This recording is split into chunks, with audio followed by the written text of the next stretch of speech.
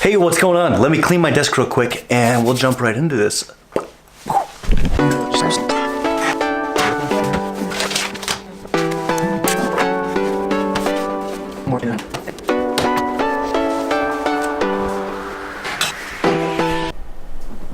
Hey, what's going on?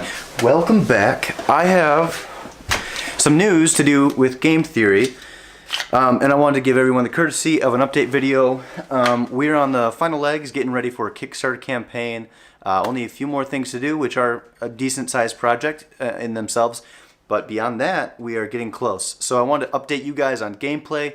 If you want to know more about the base game of Game Theory and all that, check out my other video. I'll link it in the description below. But other than that, I'm going to bring you over. And these are the cards you've probably already seen if you've been following.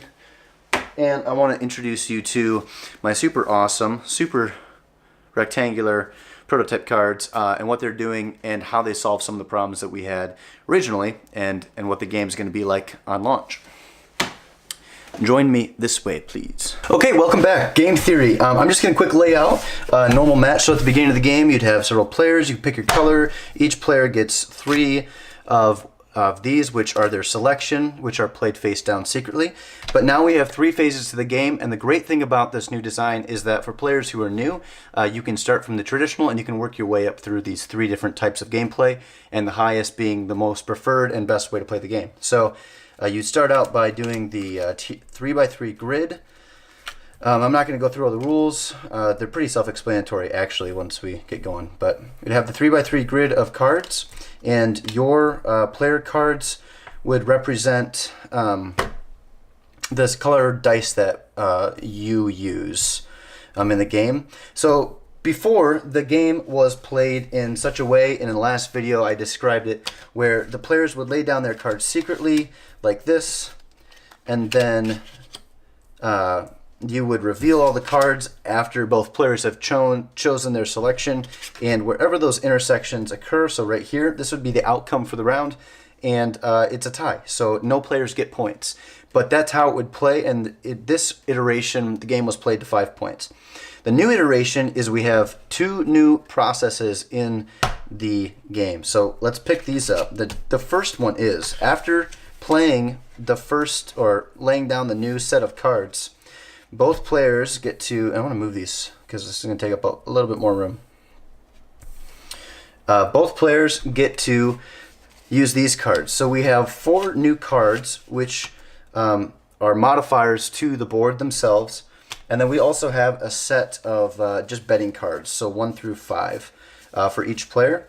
And basically what happens is the first thing a player has to do when looking at this board is decide how many points they think they can win. So I'll let you guys pause the video and run through the scenarios on all the different outcomes and pick a player and figure out how many points you think you can win. And when you make that decision, I'm just going to put one randomly down. That player is going to put their card to the side, and that's their bet.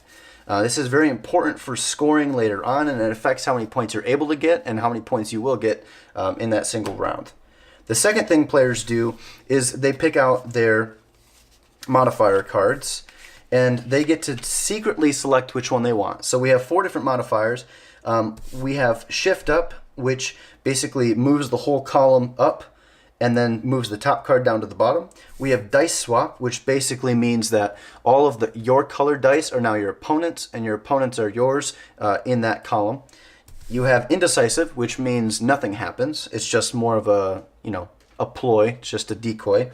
And then you have Rotate, where the top and bottom card in the column gets switched. And the reason why it looks like I'm doing it in the rows is because if I'm playing green and I am putting my cards down on this side, you play your modifier card on this side.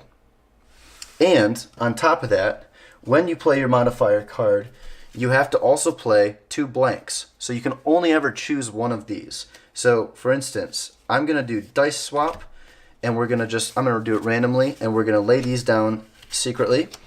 And then I'm also going to do Blue Player, and then they get the same exact cards. And the reason why everyone gets the same exact cards is for full knowledge. I want everybody to know every possible move so they can make these predictions themselves when they're playing.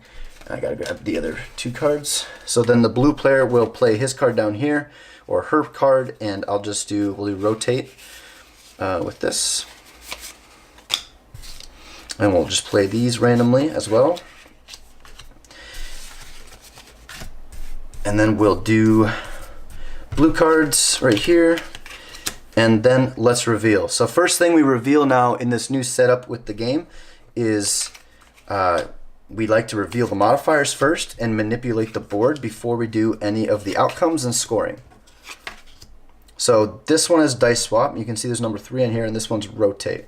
So what we're gonna do is they have order of operations just like math, because whenever there's a conflict, we wanna make sure that the cards are manipulated on the board in a certain order. So first is rotate, so we'll rotate these 2 like that. And then dice swap, which means now all of the green in this row are blue, and all the blue in this, column are green. And then we'll have to figure out what the outcome is here. If I can pick this card up. Right there. And right here. So the outcome is right here, which is a blue win, and it is a 4-point gain for them. So they would get 4 points that game. But remember I said that there's a scoring. So the last and final piece of the new version of the game, which is what we're going to end up kickstarting once the artwork's done, is you can only get points based off of your bet. So for instance, if blue player who won this outcome with a 4-point gain bet 2 points at the beginning of the round, they can only get 2 points because they bet very conservatively. So you almost get punished for betting conservatively, but they would only be able to get 2 points, even though they possibly could get 4. If you bet 5 points, but the blue player only actually gets 4 points, you lose the difference in the dice. So blue would actually lose 1 point. The one caveat is you can't go below 0 in the game in scoring. And then finally, best case scenario is if the blue player bet 4 points. If the blue player bet 4 points, predicted the modifiers and the board correctly, and was able to get 4 points at the end of the round, they get double. So they would have actually got 8 points. So that's how a round is played. I think this shores up a lot of things that I saw on Reddit in the forums when I posted my video and some of the discussion was going. I'm super pumped. But I think this layout and this modifying system works really fantastic, and it really brings in a lot more of the game theory aspect, because now you're predicting outcomes, and that was what I really wanted to include in the game. I'd love to hear you guys' input. Let me switch over the camera here real quick, and I want to talk to you just a little bit more, and that's it. Okay, so like I said, I hope that stuff made sense to you. If it didn't make sense, please go back and watch my other video like I talked about. I'm going to start a discussion on this and just kind of get some hype going. This is a game that I've been testing for about 2 years now, and I've been testing this version of the game for quite a while, and mechanically it's phenomenal. It's super fun to play.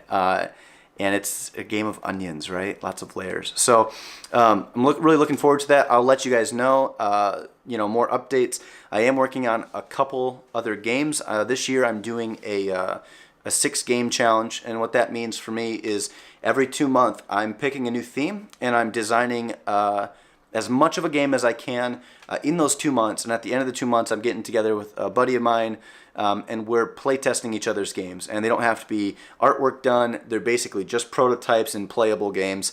And this is designed for me to keep my, my creativity juices flowing, and not stop this momentum that we've got going on.